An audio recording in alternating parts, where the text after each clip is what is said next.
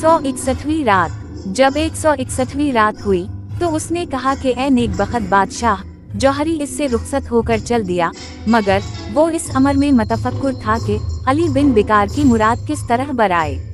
उसी सोच में वो चला जाता था कि उसने सड़क पर एक खत पड़ा पाया। इसे उठाकर उसने पता देखा और उसे पढ़ने लगा।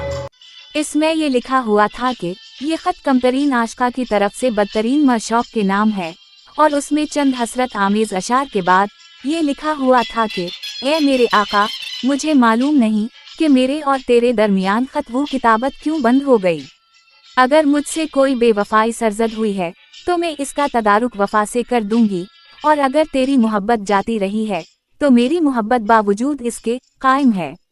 जब वो उस खत को पढ़ चुका तो उसने देखा कि वही कनीज दाहिने बाएं देखती चली आ रही है, और जून ही उसने वो खत जौहरी के हाथ में देखा तो वो कहने लगी कि ए मेरे आका, ये खत मेरे हाथ से गिर पड़ा है। लेकिन उसने कोई जवाब ना दिया और चलता रहा, और वो कनीज इसके पीछे पीछे लगी रही, यहाँ तक कि वो अपने घर के पास पहुँचा और इसके अंदर दाखिल हो गया, और कनीज भी इसके पीछे पीछे दाखिल हो गई और कहने लगी कि ए मेरे आका, ये खत मुझे दे दे, मुझे वापस कर दे, क्योंकि वो मेरे हाथ से गिर पड़ा है। अब वो उसकी तरफ मुखातिब होकर कहने लगा कि ए नेकबख्त कनीज, डर मत और ना परेशान हो, क्योंकि खुदा पर्दापोश है और पर्दापोशी को दोस्त रखता है। मुझसे सारी बातें सच सच कह दे, क्योंकि मैं राजदार हूँ। लेकिन मैं तुझे इस बात की कसम देता हूँ कि अपनी मालिका की कोई बात मुझसे मत छुपा। मुमकिन है कि खुदा मेरी मदद करे, मैं इसकी मतलब बरारी कर सकूं और मेरे जरिए से मुश्किल काम आसान हो जाए।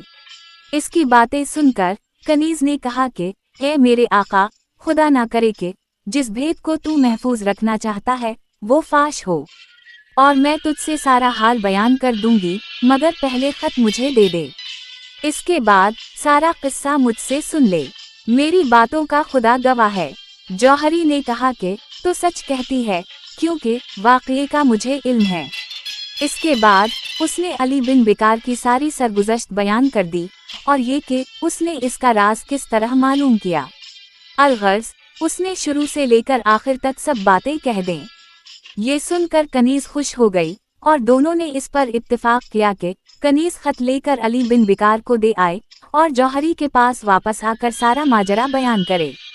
इस पर जौहरी ने वो खत उसे दे दिया, और उसने इसे लेकर फिर इस पर मोहर लगा दी और कहने लगी कि मेरी मालिका ने इसे मुझे सरबमहर दिया था।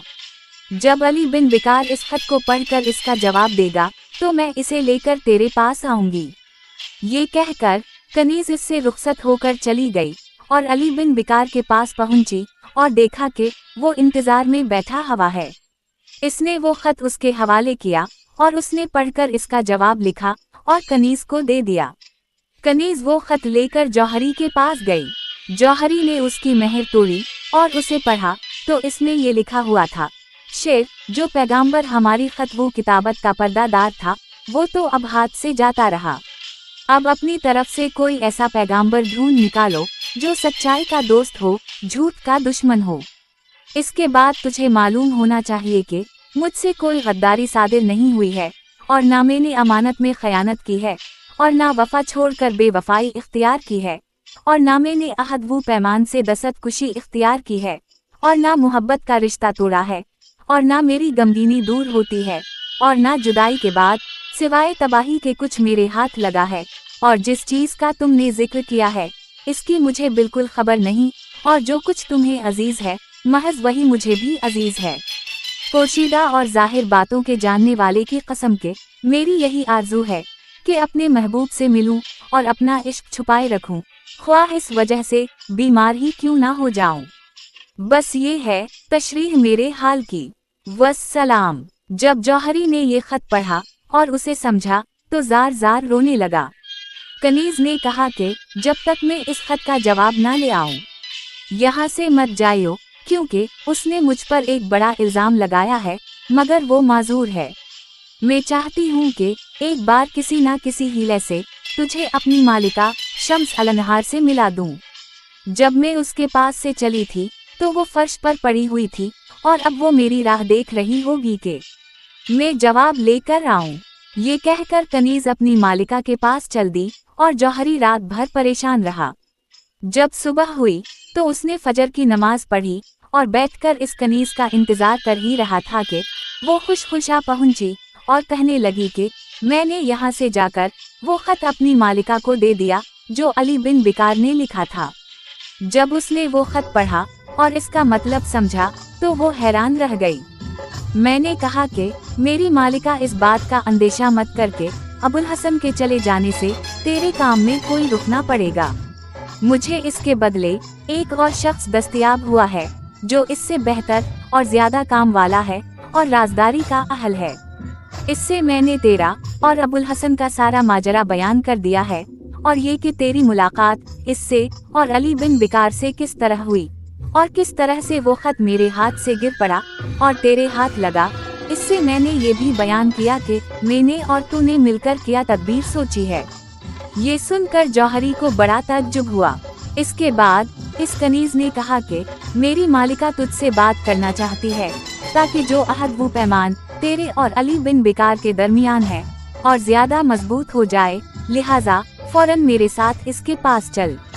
जब जौहरी ने कनीज की ये बातें सुने तो उसे ख्याल हुआ कि ये तो खतरनाक काम है और उसमें बड़ा खदशा है और बेसोचे समझे ऐसी हिम्मत करना मुमकिन नहीं।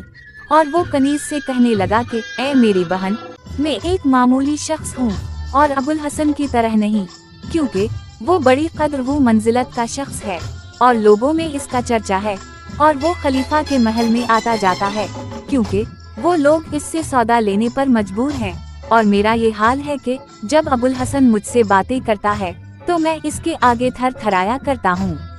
अगर तेरी मालिका मुझसे बातें करना चाहती है तो ये खलीफा के महल के अलावा किसी और जगह होना चाहिए जो अमीर अल-मुमनीन के कसर से दूर हो। मेरी समझ तेरे मशवरे को तस्लीम नहीं करती। वो कनीज के साथ जाने से इनकार करता जाता था और कनीज उसे बराबर इत्मीनान दिलाती जाती थी और कहती थी कि किसी नुकसान का डर मत कर। जब कनीज ने कई बार दोहराया तो उसने उठने का इरादा किया, लेकिन इसके कदम लड़खड़ाने और हाथ कांपने लगे और उसने कहा कि खुदा ना करे कि मैं तेरे साथ चलूं और इसकी तो मुझ में ताकत भी नहीं। कनीज ने कहा कि अच्छा घबरा मत, अगर ये तुझ पर कठिन गुजरता है कि तो मेरे साथ खलीफा के महल में जाए तो मैं उसे तेरे पास ले आती हूँ। तो जब तक मैं उसे तेरे पास लेना आऊँ यहाँ से हिलना मत। ये कहकर कनीज चल दी और थोड़ी देर के बाद जौहरी के पास आकर कहने लगी कि खबरदार, तेरे पास और कोई ना होना चाहिए, ना गुलाम और ना कनीज। इसने जवाब दिया कि मेरे सिवाय एक बढ़िया हबशन कनीज के जो मेरी खिदमत करती है और कोई नहीं है। कनीज ने उठकर जौहरी और इसकी कनीज के बीच का दरवाजा बंद कर दिया और गुलामों को बाहर कर दिया और खुद बाहर गई और इस लड़की को पीछे पीछे लिए हुई लौटी और जौहरी के घर में दाखिल हो गई। इसके आते ही सारा घर खुशबू से महकने लगा। जौहरी उसको देखकर उठ खड़ा हुआ और उसके लिए एक दीवान और तकिया ले आया। लड़की इस पर बैठी और जौहरी इसके सामने बैठ गया। थोड़ी देर तक वो ससताने की गर्ज से चुप रही, फिर इसने अपनी नकाब उठाई और जौहरी को ऐसा मालूम हुआ कि इसके घर में सूरज निकल आया है। लड़की ने अपनी कनीज से पूछा कि यही वो शख्स है जिसका तूने मुझसे जिक्र किया था। इसने जवाब दिया कि हाँ। अब लड़की ने जौहरी की तरफ मुतवज्जह होकर कहा कि तेरा मिजाज कैसा है। इसने कहा कि मैं खैरियत से हूँ और तेरी और अमीर अल-मुमनीन की जान और माल को दुआ देता हूँ। लड़की ने कहा कि तूने मुझे अपने पास बुलाया है ताकि मैं अपना भेद तुझसे कहूँ। इसके बाद लड़की ने इसके अहल वो इयाल की खैर वो आफियत दरियाफ्त की। जौहरी ने अपना सारा कच्चा चट्ठा इससे बयान कर दिया और कहा कि मैं अब क्या तदबीर सोच रहा हूँ। इसके बाद उसने कहा कि इस घर के अलावा मेरा एक और मकान है जहाँ मैं अपने दोस्त अहबाब से मिला करता हूँ और वहाँ सिवाय मेरी एक कनीज के और कोई नहीं रहता, जैसा कि मैंने तेरी कनीज से बयान किया है। इस पर लड़की ने पूछा कि तुझे सारा किस्सा किस तरह मालूम हुआ और अबुल हसन का क्या माजरा है और वो क्यों चला गया। जौहरी को जो जो बातें याद आईं वो उसने लड़की से बयान कर दें और कहा कि मैंने ही उसे सफर करने का मशवरा दिया है। अबुल हसन के चले जाने पर लड़की ने बहुत अफसोस किया और कहा कि ऐ शख्स, इंसानों की रूहें ख्वाहिशों में मुब्तला हैं। बगैर बात के एक इंसान का काम दूसरे इंसान से बर नहीं आता, और ना बगैर कोशिश के कोई मकसद पूरा होता है, और ना बगैर तकलीफ उठाए कोई राहत मिलती है। अब शहरजाद को सुबह होती दिखाई दी और उसने वो कहानी बंद कर दी जिसकी उसे इजाजत मिली थी।